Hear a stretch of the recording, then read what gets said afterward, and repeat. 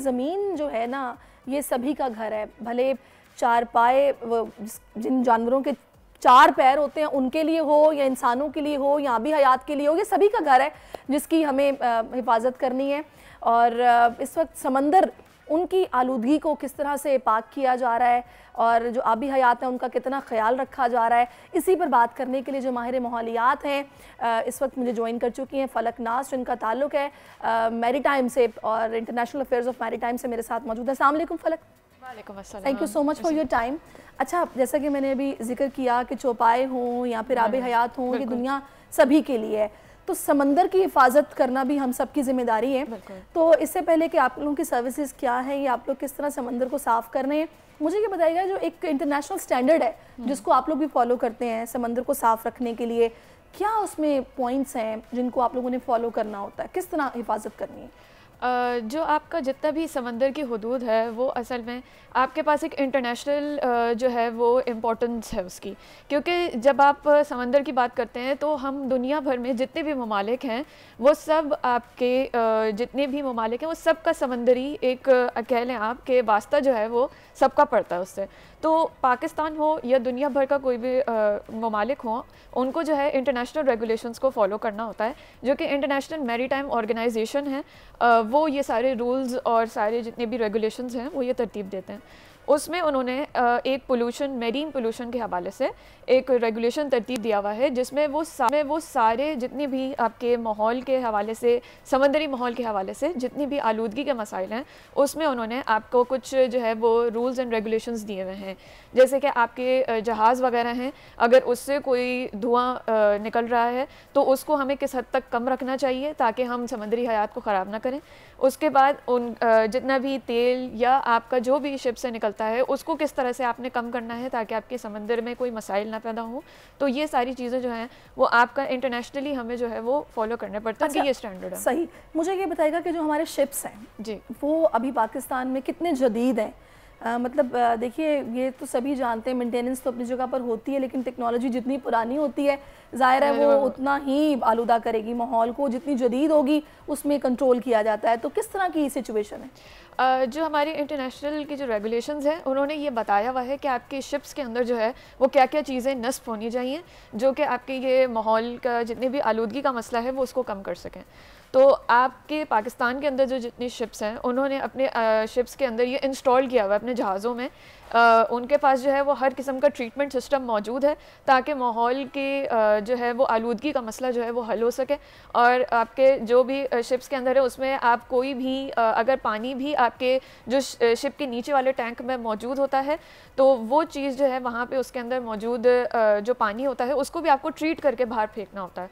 तो वो सिस्टम आपके लाजमी है आपके शिप्स के अंदर। मुझे ऐसे लगता है, आप इसमें मेरी तस्हीह करेंगी, मुझे लगता है कि ये जो हमारे माहीगीर हैं बिल्कुल ये ज़्यादा आलूदा करते हैं समंदर को। उसकी सबसे बड़ी वजह ये कि अगर आप चले जाएं, क्योंकि कराची में तो नाज़रीन जानते ही हैं आप कि यहाँ पर पोर्ट मौजूद है और यहाँ पर मैंने जो वहाँ पर हालात देखे हैं बहुत गंदा पानी होता है जो वहाँ पे आप खड़े नहीं हो सकते हैं। तो समटाइम मैं सोचती हूँ कि ये किसका काम है इस पर चेक एंड बैलेंस रखना या देखना। ऑयल भी रस रहा होता है उनके जो छोटे छोटे से वो शिप्स होते हैं उनमें से, उसके अलावा वैसे बहुत गंदगी होती है। तो इस पर किसकी जिम्मेदारी है, कौन काम करता है?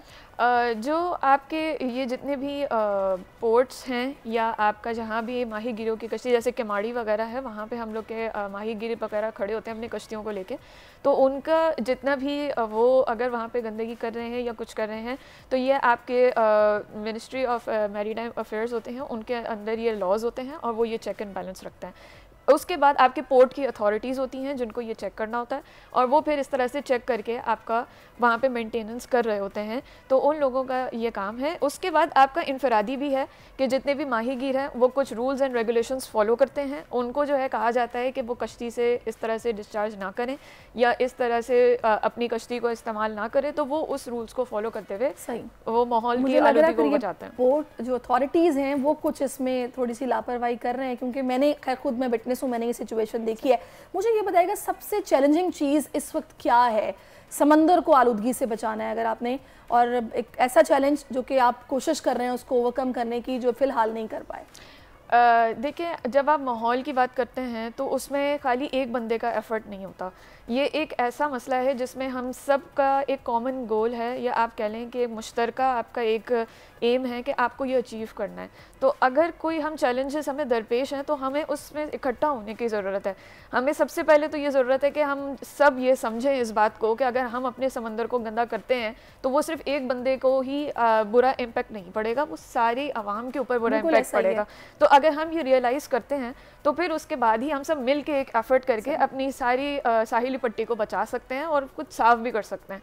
तो मेरे ख्याल से ये है कि अगर चैलेंजेस बहुत सारे हैं तो हमें भी मुत्तहिद होने की ज़रूरत है। चैलेंजेस किस किस्म के हैं? चैलेंजेस आपके पास ये हैं कि आपके जो जितनी भी साहिली पट्टी है वहाँ पे आपके पास आलूदगी जो है वो किसी ना किसी तरीके से फैल रही है। शॉपिंग बैग्स, प्लास्टिक बैग्स, बिल्कुल बिल्कुल ऐसी बात है, रैपर्स, बिल्कुल। तो वो आप ये कह लें कि अवाम जो है वो थोड़े से हमारी ये कह लें कि उस तरफ ध्यान नहीं देती, तो हमें ध्यान दिलाने की ज़रूरत है। जैसे मैं एज एन एनवायरमेंटलिस्ट हूँ और मैं एक माहौलियाती माहिर हूँ, और अगर मैं अपने इदारे की बात करूँ national institute of maritime affairs, तो हम लोग इसी चीज़ को बढ़ा रहे हैं, आवाम में अवेयरनेस फैला रहे हैं कि आपका खुद का एक एफ़र्ट, या आप एक चीज़ भी बचाते हैं तो आप कितना बड़ा एफ़र्ट करते हैं।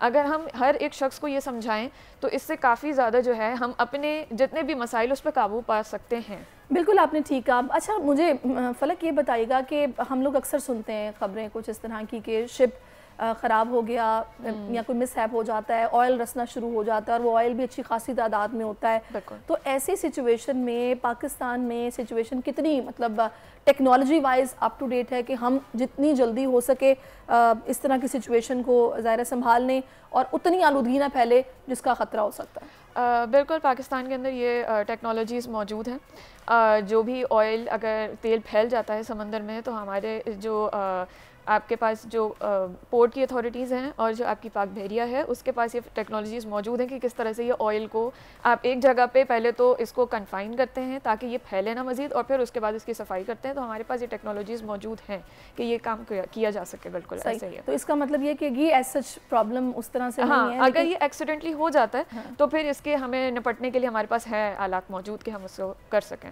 सही, ज़बरदस्त। अच्छा मुझे ये बताएगा कि अभी जिस तरह के हम चैलेंजेस की बात कर रहे हैं और आपने बताया कि इंडिविजुअली हमें अपना अपना किरदार अदा करना है, इसमें तो खैर कोई शक नहीं है। कभी अब जाहिर है आप लोगों की जिम्मेदारी भी है, मैरीटाइम या बहरिया ये लोग करते हैं कोई कैंपेन जिसमें लोगों को एटलीस्ट ये शऊर दिया जाए कि वो क्या कर रहे हैं? बिल्कुल, अभी वर्ल्ड एनवायरनमेंट डे के हवाले से जो national institute of maritime affairs और उसमें WWF और पाक बहरिया और बहरिया यूनिवर्सिटी के इश्तराक से हमने एक एनवायरनमेंट डे का एक सेमिनार मुनक्कद करवाया और उसमें जो है हमने यही चीज़ को बिल्कुल जो है ये अवेयरनेस रेस की है कि किस जो है हम सब ये किरदार अगर मिलजुल के अदा करेंगे तो किस तरह से हम अपने माहौल को बचा सकेंगे। उसमें हमने स्टूडेंट्स और सब को एक साथ इन्वॉल्व किया है और उसमें हमने ये बिल्कुल उजागर की है अहमियत कि किस तरह से हमारे जो कलेक्टिव एफर्ट्स हैं वो कितना बड़ा इम्पैक्ट लेके आ सकते हैं। बिल्कुल, ये अवेयरनेस क्रिएट करना बहुत ज़रूरी है और हम भी अभी फ़िलहाल भी ये कोशिश कर रहे हैं कि एटलीस्ट इस हवाले से लोगों को एजुकेट किया जाए। कोई मैसेज जो कि आप इस प्लेटफॉर्म के तवस्सुत से देना चाहें तो आप दे सकती हैं। मेरा मैसेज ये है कि हम बतौर इंसान हम सब की ज़िम्मेदारी है कि अपनी जो भी जगह हो उसको साफ़ रखें और अपनी जितनी भी आप ज़मीन का हिस्सा आपके अंडर आता है आपकी ज़िम्मेदारी है कि आप उसको साफ़ सुथरा रखें, उसको मेंटेन करें और उसको ख़राब ना करें। तो ये आपका सिर्फ एक कौमी फ़रीज़ा नहीं है बल्कि ये आपका मजहबी फ़रीज़ा भी है। अगर आप इस तरह से करते हैं तो आपके खुद की भी एक नेकी आपकी जो है वो जनरेट होती है। तो इस चीज़ में कोई बुराई नहीं है। मेरा मैसेज ये है कि अगर हम एक दरख्त आज लगाते हैं अपनी ज़मीन को बचाने के लिए तो कल को हम जो है वो आने वाली नस्लों के लिए एक बहुत बेहतर मुस्तकबिल पैदा कर लेते हैं, बहुत अच्छी ज़मीन बना लेते हैं। हमारे पास सिर्फ एक ये काम होना चाहिए कि हम एक दरख्त लगाएं और ज़िम्मेदारी ले लें कि हम उसको जितना भी उसका ख्याल रखेंगे हम खुद रखेंगे। तो अगर पाकिस्तान में तकरीबन अच्छी खासी आबादी है हमारे पास, हर कोई बंदा एक एक दरख्त लगाए उसकी ज़िम्मेदारी ले ले तो पाकिस्तान में ये माहौल तेज़ी के साथ आबादी बढ़ रही है। अगर इसी तरह इंडिविजुअली अपनी अपनी जिम्मेदारी का हम लोग खुद एहसास करेंगे, ख्याल करेंगे तो माहौल को बेहतर बनाया जा सकता है। National institute of maritime affairs से फलक मेरे साथ मौजूद थी। फलक Naeem, thank you so much for your time. Subscribe करें और बेल दबाएं ताकि कोई खबर रह न जाए।